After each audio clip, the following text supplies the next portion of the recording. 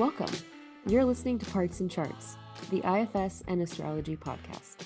I'm Chelsea Owens, an artist and licensed marriage and family therapist specializing in internal family systems, and one of my spiritual gifts is the ability to balance depth and fun.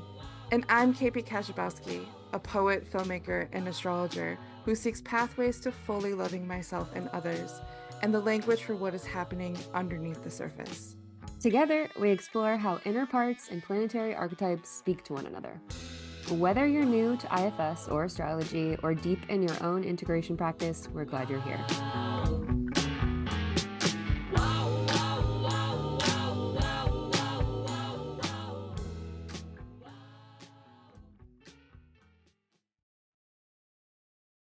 Hello, fellow people on this planet. Our last episode was about IFS protector parts called managers, and we talked a lot about the planet Saturn in astrology. We see like a lot of connections between those two concepts for sure, but we're not so certain that the other type of protector part, the firefighter or firefighters, have a one-to-one planet to look for in the chart to get information about them, which like we're cool with if you're cool with that. But we do think that there's a lot to do with the moon in how we soothe or numb or avoid emotions. So we'll be talking a little bit about the moon, but with very little certainty. But so that's what we're planning to do with this episode. Chelsea's going to walk us through this like major part of internal family systems called the firefighters. Great. Thank you. You're welcome. Yeah, so like we talked about in the previous episode, managers of the protective category, the manager parts of us do a lot of the preemptive work, the proactive stuff, preventing any kind of vulnerability being activated. Now we're in a reactive category. So the firefighters are also protectors, but managers and protectors are have very different energies, um, and can be at odds quite a bit, both internally and externally. So there can often be a polarization too. Like managers are really trying to control a lot, in the system and outside the system. Um, and when firefighters kind of feel that control, they can start to rebel quite a bit. Um, and they're also really quick to react to any vulnerability or possible vulnerability, triggering exiles or triggering the system. So just like actual firefighters, they come into the system really quickly and try to put out a fire, which is an emotion. They try to put out the fire of the emotions, um, and help people escape those flames. Um, and if you've seen Inside Out or Inside Out 2, you could probably get a little bit of an idea. I can't remember exactly what the part was. Maybe there was an angry part, right? Because they did all the emotions. Yeah. And they were definitely like the planner, like manager parts. And I think the angry part would kind of come in and just kind of like, maybe there was like they're getting too close to a feeling, and the angry part would come in and just kind of blow it all up, you know? Um, so you can probably kind of reflect in your own system, find some of that energy. I'll go through a few examples of how they show up. They can be a variety on this like spectrum of how they react. Like there can be really heroic parts. Um, there can be like really impulsive parts. There can be frantic parts. And like I said, just reactive parts. And they can be destructive. They can look destructive on the outside to other people. So they can be doing behaviors that maybe other people would judge, or even your managers judge as being like maybe not healthy or not helpful in the system. And a huge part of this work is to help the manager parts, especially in the system, kind of calm down and trust that we all are trying to help out those parts and we just want to get to know them, but we can only get to know them if those manager parts will kind of take a step back. Yeah. And even other people, right? Not just like managers in the system, but maybe family members or people around you that don't necessarily like the behaviors of what the firefighters are doing. Um, Getting those people, externally to kind of, I don't know, notice what's going on in them or what gets activated in them around firefighter parts. And even as therapists, like we definitely have our own polarizations or parts that can come up when working with addictive parts and working with firefighter parts. That can be a little bit more difficult in the system, especially when we really want someone to get better or want someone to, I don't know, kind of stop doing what they're doing, right? And live like a quote unquote healthier life or make healthier choices. Um, we just have to notice if that's coming up. Okay, like I just need to notice that part of me coming up and be able to work with my own parts so that I can sit with some of the firefighters that are kind of activating or pushing away help or yeah, for whatever reason, just, showing up and doing a behavior that's maybe a little bit more difficult for their system. Um, so like I said, it can show up as addictive behaviors quite often. Um, And, that can also show up in a variety of ways too, like just distracting or dissociating or numbing. So it could be using substances, it could be shopping, just scrolling, drinking alcohol, all the things that you can probably name yourself. Um, what else? So that's maybe more on the destructive end. It could even be as kind of extreme as a part that just wants to take you out of the system, like suicidal parts. So yeah, working with that on maybe the more extreme end.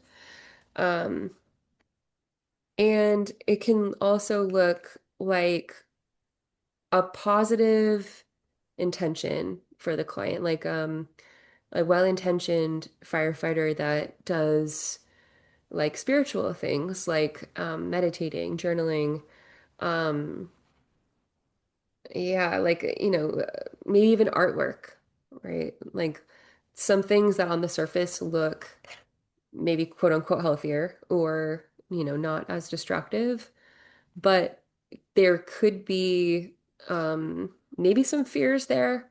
It may be kind of taking the person away from feeling some feelings or feeling some beliefs. Um, about themselves or, about the world, um, that maybe needs to be unburdened. So not saying like every part that's like kind of spiritual or bypassing in some way is trying to get the person away from a certain feeling or belief, but it could be. Yeah, so it can show up in subtle ways like that. Like firefighters don't always have to be super extreme in what they're doing. They could be Yeah. subtler. They could be, yeah, just like spiritual parts or, just anything that's kind of taking you away from feeling a certain feeling. Yeah. Yeah. So a question that's coming up right away is Mhm. because they're reactive parts, because they're reactive protectors, I'm wondering how you as an IFS therapist practitioner would work with a client's firefighters versus how a client would work with their own firefighter in the moment. And how does that differ? Do you know what I mean? Like because the firefighters come up, can you like speak with a part when it's not reacting, even though it's a reactive part? Hmm. Or do you have to like manufacture a stimulus, like an emotion coming up in order for the part to be present? Oh, okay. No. Mm-mm. No, okay. No. Like, I think if I'm understanding your question, if you're going to work with a certain part, like a firefighter part, let's say, uh, Yeah, does that part actually have to be activated in that moment or yeah, like activated in like its reaction in that moment to get yeah, yeah, it? Is that what you mean? exactly. Yeah. Yeah, no. I don't think so. Um But often I find that, if we're gonna go to a specific part and that's like our targeted part, um, I check like, if there's activation in the moment. Like, is this a part that we want to work with? Does the part want to work with like us? Like, and you kind of contract for these things and at first it may not seem like there's activation, but once you start working with it, like then the part kind of shows up more and maybe it does feel a little bit activated once some other parts kind of get out of the way. Um Yeah. yeah, and it's all just it's just checking like, does that part want to be worked with today? Would that be okay? Yeah. And if it's not feeling activated, it may not want to. It'd be like, it's feeling fine. It doesn't need to work. We don't have to work with it today. Okay. Mm. Would a firefighter part like enjoy being talked to or worked with because they're activated? Is it more likely that when Yeah, they're it's hard not to activated? say. I mean, it's so hard to really give an answer because you really have to ask the parts, and I don't Yeah. think there's a general answer, Right. because everyone's parts are so different. Yeah. Um, so I feel like it'd really be like part by part. Yeah. Yeah. This, okay, so then making this more grounded in an example, like when I was actively smoking years ago, Hmm. yeah, I could access the part of me that needed in quotes, nicotine to calm down, right? Even if I wasn't actively in that moment, I could reflect on it. Hmm. Does that feel kind of like what that would be? Yeah. Mhm. Okay. Yeah. Okay. Which is like part of the power of the internal family system is that the more you make acquaintance, the more you can say like, "Oh, I really do know who's the loudest right now. So like let's talk with them." Hmm. Um, which definitely if I'm like I had no experience with IFS before I actively like released smoking from my life. Hmm. But it was, I think, similar that like I would notice, oh, I had a lot of caffeine today. So I'm like, my nervous system's going off the charts. I Yeah. had a long day. I didn't eat enough food. Like I didn't take care of myself. This is why this part of me or these many parts of me are like, you need cigarettes right now to Mm. like be awake to whatever the reasons were. And it was like that precise level of self-knowledge that actually allowed me to release like smoking from my life. But it took years to like actually quit. And I quit many times, you know? Yeah. But it wasn't until I had more self-knowledge or I understood what was happening. Yeah. A lot of perfectionism also was tied up in that Mm. was interesting to discover. Um, yeah, and anxiety, of course. But Hmm. yeah, I don't know if that's a helpful example, but Yeah. I mean, that yeah. there's definitely cycles, right? There's Yeah, cycles to managers who are controlling, perfectionism or um, even productivity or anxiety, right? yeah, Um, just looking at it like as a circle, right? Like something, gets triggered, then a firefighter comes in, maybe does the behavior, and then immediately there's, managers that are aware of, what happened, maybe judge it, criticize it, like, why'd you do that? Why'd you bring yeah, it up again? And then, probably like some shame part gets triggered, guilt or shame, and, I'm a bad person. And then, you swing back up to like managers trying to manage things, and then firefighters, it's just like it can be such a cycle of yeah, especially with like maybe more addictive parts. Yeah. yeah. That Hmm. makes a lot of sense. One of the other things that helped me release is I don't know who said this, but I think it was like Ram Dass or someone well listened to, well read. Um, but it was think about not like quitting smoking, but reducing the tension. Hmm. And that sounds like what you described is like the managers are judging, the firefighters, and the firefighters are feeling judged. So then there's this like incredible tension between them. Mm. And it was releasing the judgment that helped me lower the tension enough where it just wasn't a part of my life anymore. Mm. And that was the only way it worked.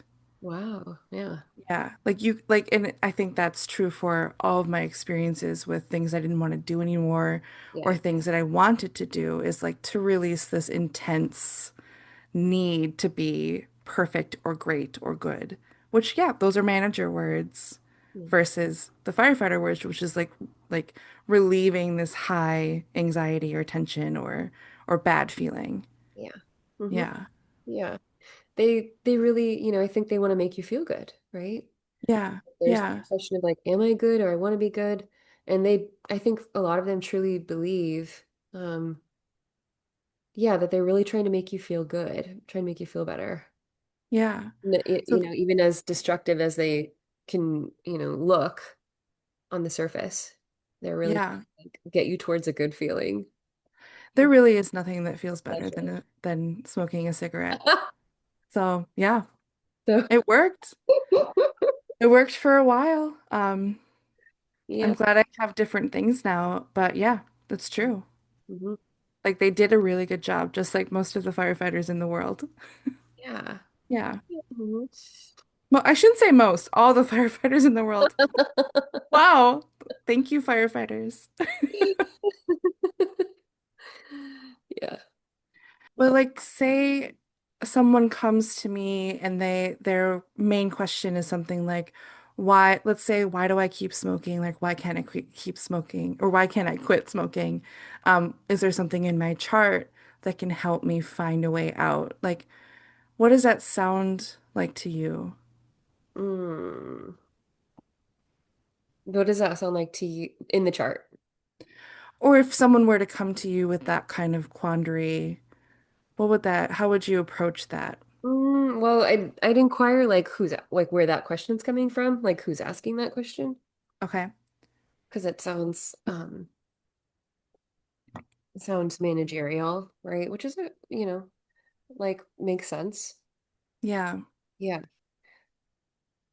and because I would immediately like assume or yeah link the behavior of smoking to probably a firefighter part, Okay. and so then I'm immediately like noticing that this polarization that is like a manager part that doesn't like something that the client's doing. And so I'm gonna have to work with that first. I'm gonna have to work with parts that have an agenda, which is like noble, right? It's like, great, yeah, okay, you have Yeah. this goal, I get that. But that feels to me like it's probably coming from a part. So working with that and then working with any firefighters that are there because that's also going to be super important to work with right off the bat. Um, so that Yeah. they really, yeah, just getting their permission um, is going to be important to then go like anywhere in the system, in their system. Yeah. Okay. Hmm.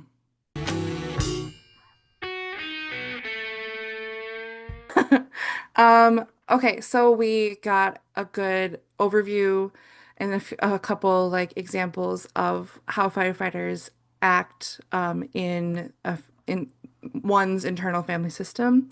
Yeah. Um, we thought it would be interesting to have me kind of like ask Chelsea questions about her moon and to see if there are connections to her experience with her firefighters or the sensation of firefighters showing up in general.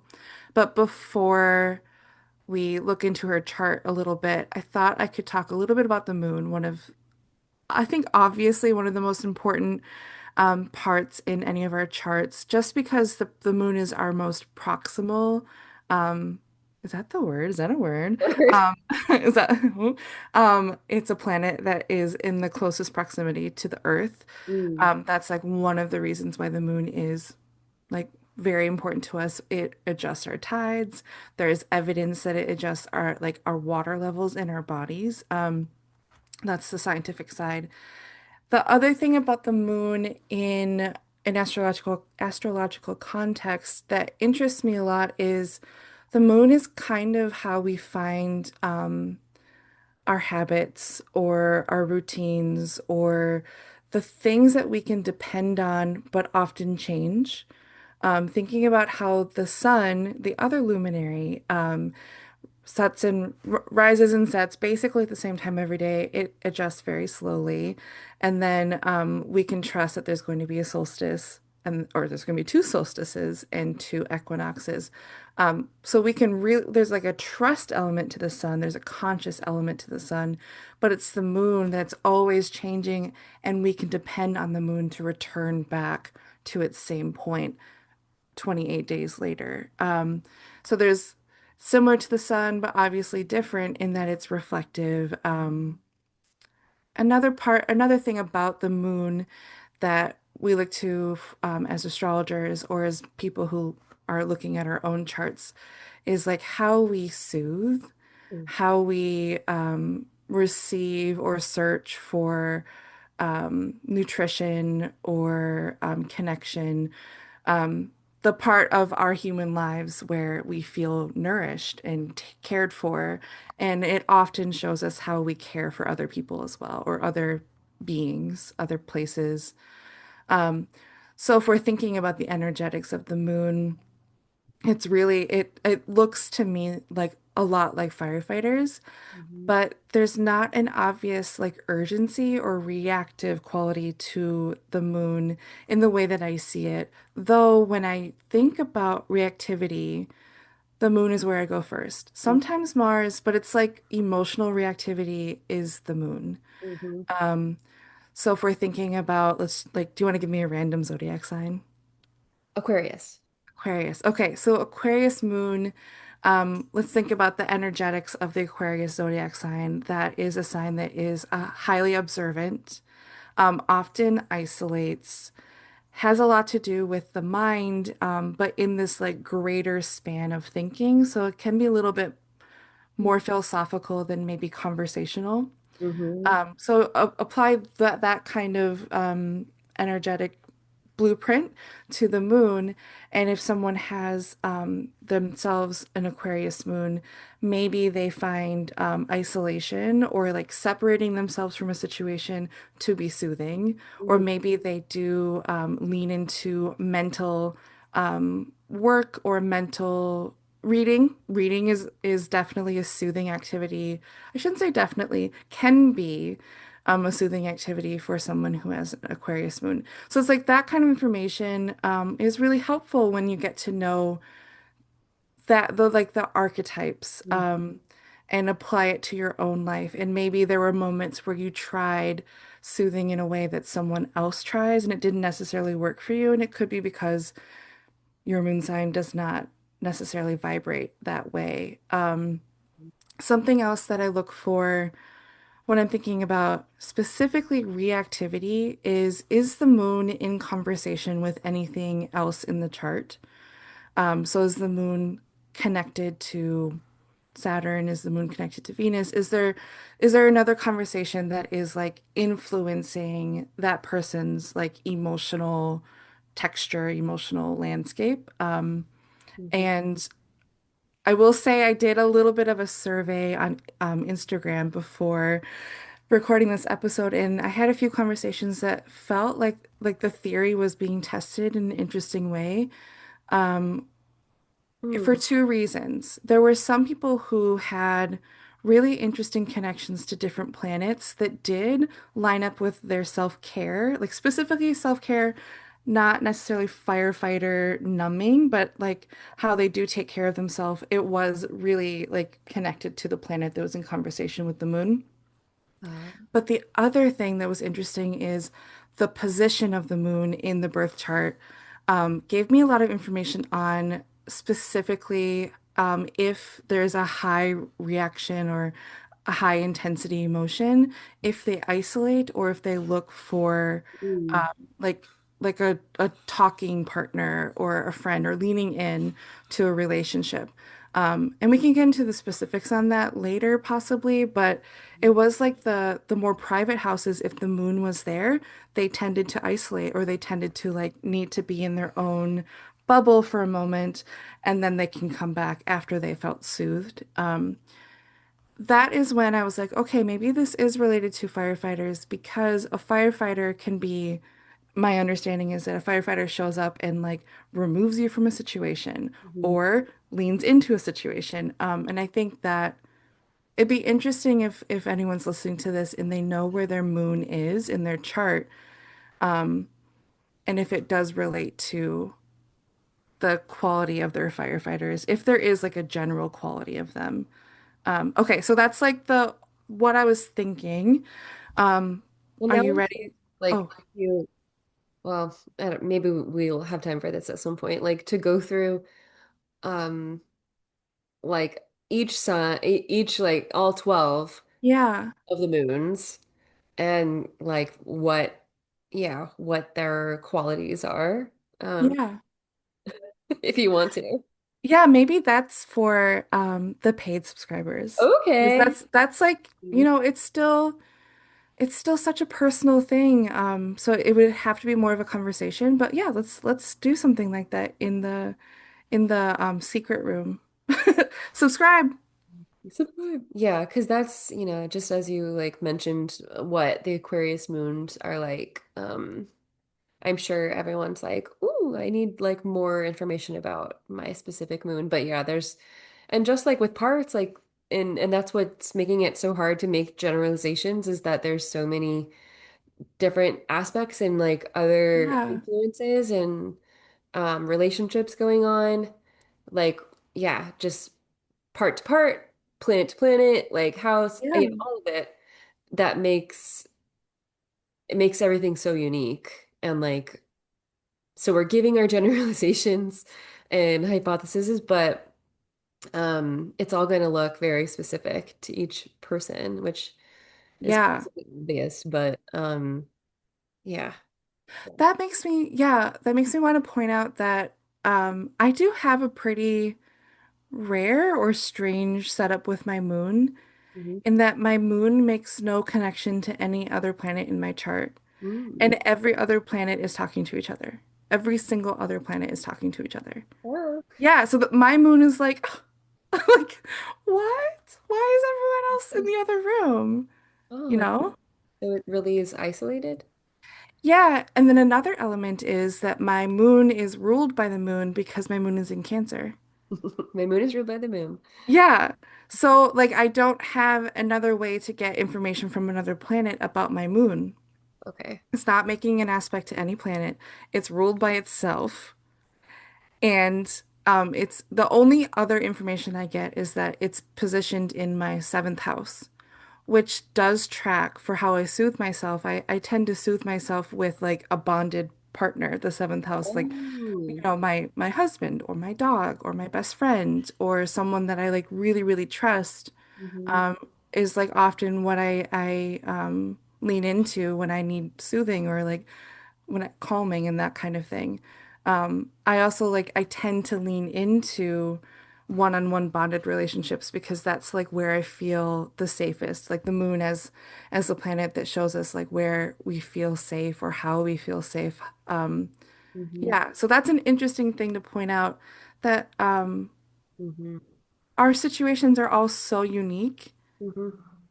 And it really does like you have there's like some like what do I call it with you sometimes like geometry, like bopping around to get more information. It's like a series of like, well, this is ruled by this and this is ruled by this and this is here. Hmm. And that's why you like saunas, like which is a conversation I had a couple hours ago. Like, oh, do you like saunas and heating pads? Like, yes, okay. That's probably because of That like is these three things. wonderful. Yeah.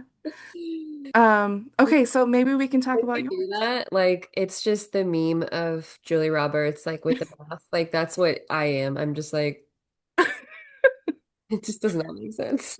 Well, it's yeah, there has to be a part in my chart about like loving the relational geometry. Hmm.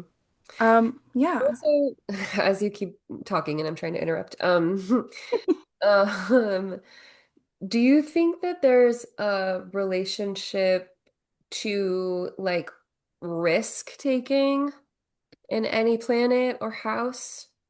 Are there any houses that Yeah. are like more risky than others? Yeah. Okay, so like kind of what you said earlier is like, oh, there's a few questions I have to ask. Like, is it risk taking for enjoyment? Is it risk taking for self-undoing? Is it risk taking for financial gain? Like there's a lot of other side questions I have to ask in order to tell you. I think, yeah, right. And because I think that like those could all be firefighters. Yeah, Enjoy, yeah, they would probably enjoy taking risks to undo, right? Self-undo. yeah, Like throw caution to the wind, fuck it. yeah. And then parts, yeah, firefighter parts that what was the first thing you said? For joy or For joy, pleasure. which could also Yeah, joy could also be self-undoing. Yeah, or there could truly. be about undoing, just like taking the risk in that way. Yeah, Yeah, yeah. That's why I asked. Like I would point it to any risky or like yeah, risk taking, yeah. possibly being a firefighter part. That's super interesting because the more I think about it, I think every single house has an element of risk, Oh, really? but often risk is talked about being in the fifth house as like the house of speculation. So it's like it's a little bit lighter in that like it's the things that you try, like dating. Like you're trying because you know that it might turn into something beautiful or interesting. Like you're trying to conceive a baby. That's usually the fifth house. Or you're trying to paint a painting and make it look like Tobey Maguire. Wow. But it turns out to look like Elijah Wood. Like that's the fifth house kind of risk energy.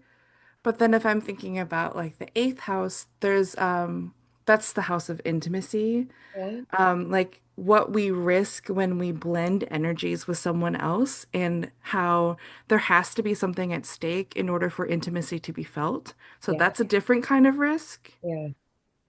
This is really interesting if we're relating it to the moon, Is it? because I wonder if we're less likely to risk wherever our moon is because there's so much at stake. Oh, Or maybe we're more likely to risk because our moon is like our emotional tides, and like maybe there's a high tide moment, and you're more likely to be risky with that because like the intensity of the emotion needs to be relieved. So yeah. then you will do something risky to relieve it. So, like, yeah, that's interesting. Mm. Well, so mine's in Leo. Yeah, first house. So what would that look like for either taking risk or not? Let's start with how to feel safe. Safety is not just the moon, but emotional safety is like we can most likely point to the moon. So let's talk about emotional safety in the first house in Leo. There's probably an element I'd like you to talk about this. Like you don't like to name your client's parts. Like it'd be better if I say a sentence and then you like riff on it. Mhm. Maybe there's an element to like if people can see you, if you feel like fully yourself, then you feel safe or you feel emotionally attuned with yourself. Mhm. Does that feel right? Yeah. Mhm. Do you get risk-takey when it comes to like your identity? I think so. I mean, Yeah. mm, as far as like maybe self-expression goes, Yeah. right? Yeah, that makes sense. Like clothing. Yeah. I'm in like a beige sweater today. Real risky, but Yeah. definitely in like my 20s and 30s. I think most of my friends who know me and who knew me at that time would be like, yeah, there's a lot of power clashing, a lot of like bold prints and like wild onesies and like I feel like I really tried to stand out with my clothing, which kind of feels Leo. I mean, Yeah. that's Oh yeah. right, being seen for certain Yeah. like outward image type things. Yeah. Yeah, like being And for boldly my art oneself. for sure too. Sorry to interrupt. So No, go ahead. like creating art, I feel like I would take risks in like, oh yeah, I'll do a painting. I don't care if anyone likes it, just like really just creating because I wanted to and um wasn't so concerned with how it was received. So Yeah. taking risks in art for sure. Are there moments where you're showing up, presenting yourself, or like those kind of energy moments where you feel extra activated emotionally that kind of come to mind? Mm, probably. Um, hmm. I would need like a little bit more specificity to really answer. Mm. I'm thinking about how um this is maybe too personal to say, but I'm going to say it. How I married pretty young comparatively in the modern age. Well, I started dating my husband at 25, but we married when I was 29. That's pretty young. Yeah. And I think that having a moon in the seventh house tends to have like someone who like leans into super committed relationships pretty young. Um, How would that concept look in the first house for you? Like, what did you do pretty young that other people didn't necessarily do when you're thinking about like what makes you feel emotionally satisfied and safe in that first house of like personhood, selfhood? hmm. I don't know. Yeah, it feels hard to answer. Yeah. Yeah, I'm not sure. Do you feel like you invested in who you were more than anyone, like anything else or any place else? Probably, yeah. Yeah. At least with like maybe self-growth, right? Yeah. Like self-improvement and spiritual growth and therapy. Yeah. That probably wasn't like, I mean, I guess young is relative, but that wasn't like my mid 20s, like your example. So I don't feel like Yeah. that was young. Like but I guess so. It's pretty young for a lot of Like I Americans. was like thinking about, okay, well, when I was like 8, but I don't really remember too much. Right. Yeah. Yeah, that's a good point too. And then I'm thinking about I use the word investment and like the moon does show us a lot about our investments, like actually monetarily and emotionally, like what we spend Oh, our really? energy on, Yeah. what we tend to grows. Oh. So that's one of my theories that I've been working on, and maybe not related to firefighters, but like wherever the moon is in the chart, that house tends to be what we've invested in our early years and then the rest of our life as well. But it's more apparent in our early years, like what we decided to really invest in. Yeah. Oh, I Yeah, think that makes a lot of sense for me. Yeah, I feel like my selfhood and like being kind of a lone wolf most of my life has kind yeah, of like a sense of pride. There's been a sense of pride about that. Like, yeah, oh, I'm so independent, I'm so strong, I'm so, self-aware, blah, blah, blah, blah, blah. So yeah, yeah, and standing out too, I feel like has been a really important like aspect of selfhood. yeah. That's lovely. Leo. Yeah. I don't have that experience at all, but I Really? like I see it for you. Yeah. See, I like, and I also just assume everyone else feels the same way that I do. Like everyone's doing that. Everyone's working on themselves. Everyone's like making self-development their primary, driver in life. But no. Or if it's self-development, it just has a different energetic feel. Hmm. Like mine was definitely more like I found my spirituality with people or through people or, like writing characters. Like it was always kind of a dialogue where it sounds like you're creating a character. Like you're not a character, but like you're creating the person you are. Yeah. You know what I mean? Maybe this is the Libra sun showing up for me, unless the Cancer moon in the seventh, but some theories flying in the air. Let's get back to center. Your moon is connected to both your sun and your Mars. They're all conjunct is the word that we use. So they're all kind of in this like team. Yeah, your hands up. But they're in different. They're different in signs. Cancer and in Leo. Yeah. Isn't Yeah. that So even crazy? if they're in different houses and different signs, Yeah. degree-wise, they're still close enough to each other where they'd be influencing each other. Your moon is a little bit further away, but Yeah. it's still technically conjunct both your sun and Mars, who are at the same degree in Cancer.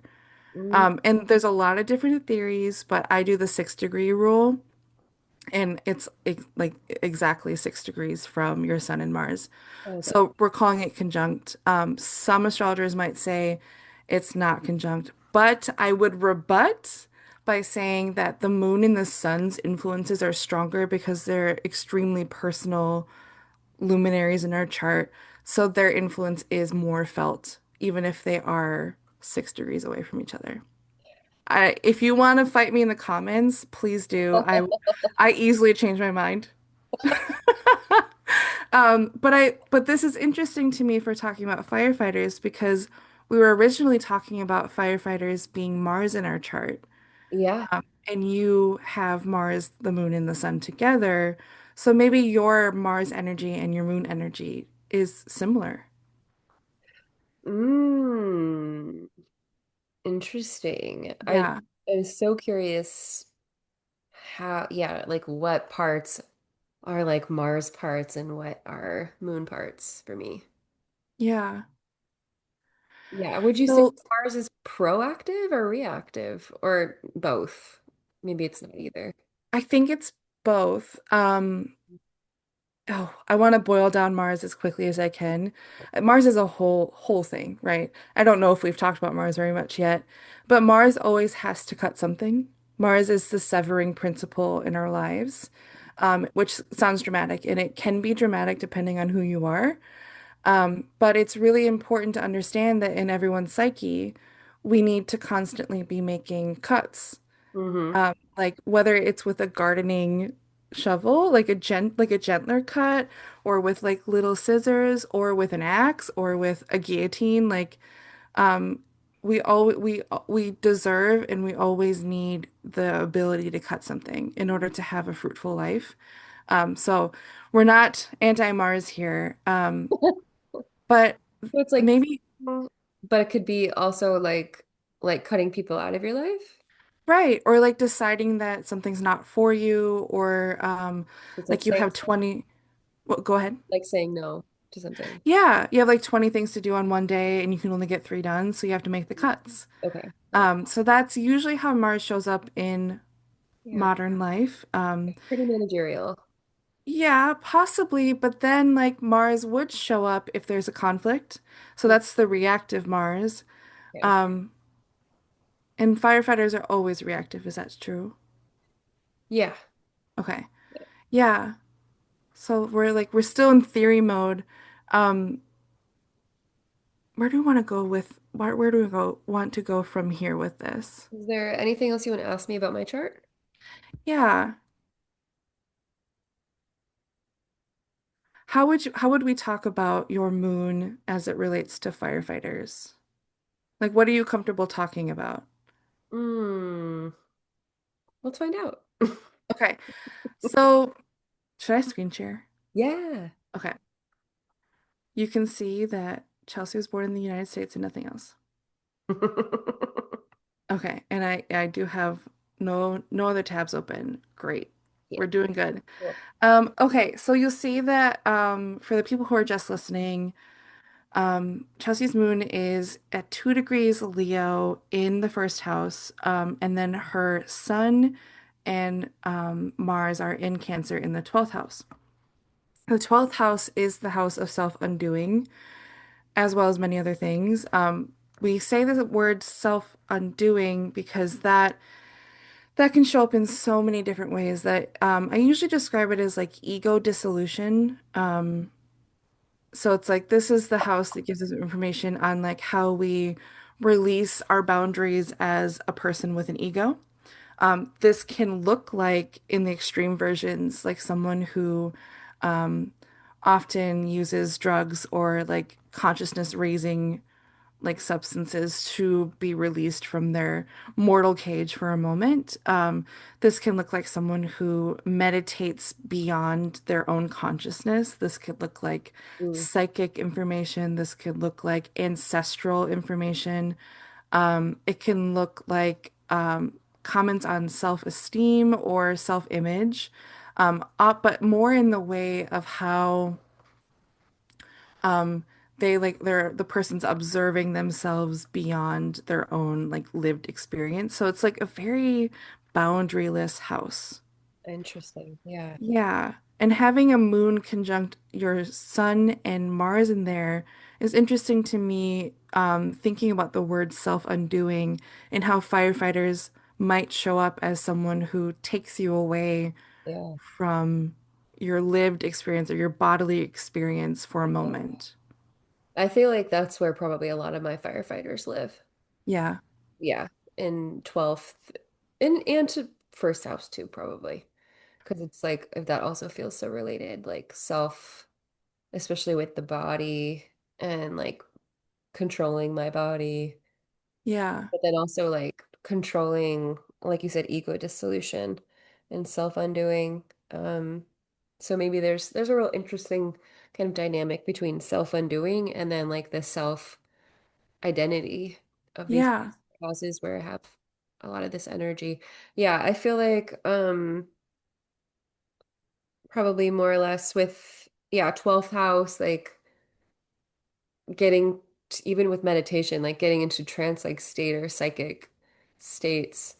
Um, I don't feel like it's always firefighter activity, but I feel like maybe in more instances when I've really been trying to avoid certain feelings, that feels really soothing.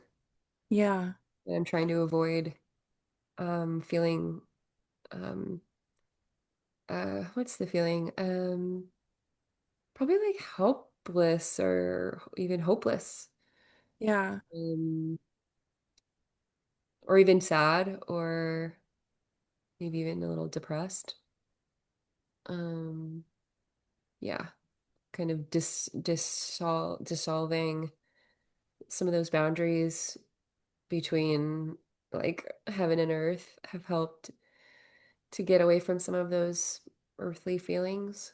Mhm. That makes sense. And the way you put it is getting away. Yeah. How did you say like in between heaven and earth?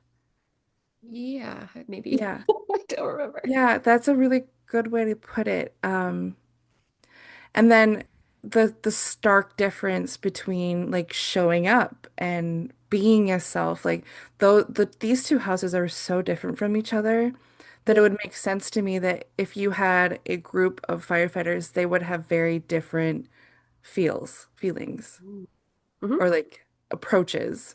Does Hmm. that feel right? Yeah, behaviors maybe even too, right? Yeah, what they're doing. Yeah. Yeah. Yeah.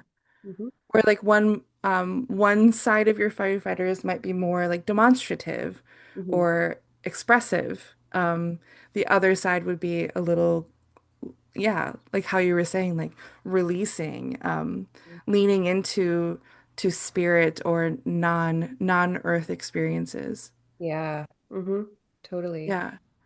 Yeah, even though Mars is there, which Mars, like we talked about, has that cutting energy, um, he's still in a water sign and he's in the 12th house. So for your experience, I wouldn't expect you to be so severing like other people might be. It's more of like separating your consciousness or your experiences more. It's like more fluid. Mm, okay. Hmm. Does that feel right? I think so. Yeah. Yeah.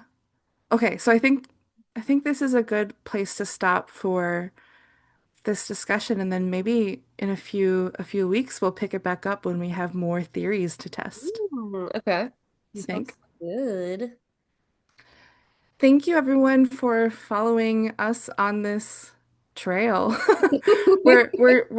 I really like how we're approaching this as not having any answers, Yeah. and making connections together as in our curious states, we're thinking about the seas of selfhood, and seeing what happens. Yeah, it's a fun experiment. Yeah.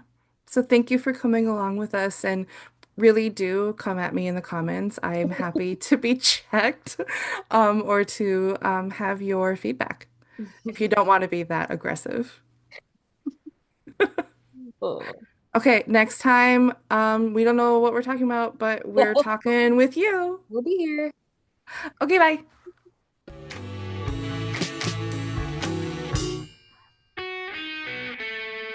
Thank you for joining us for Parts and Charts, the IFS and Astrology podcast. If something sparked insight or resonated with you, we'd love to hear from you. No, really, we're here to make friends. Reach out to us. Leave a comment, subscribe, and if you feel called, share this episode with someone you care about. Or, if you want to work with us one-on-one and go deeper with this work, check the link in the show notes for how to find us. Until next time, may all of you feel a part of the family.